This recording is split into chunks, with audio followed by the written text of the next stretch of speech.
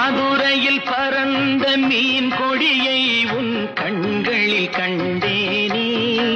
போரில் புதுமைகள் புரிந்த சேரம்பில்லை புருவத்தில் கண்டேனே. தஞ்சையில் பறந்த புலிக்கொடியை உன் பெண்மையில் கண்டேனே.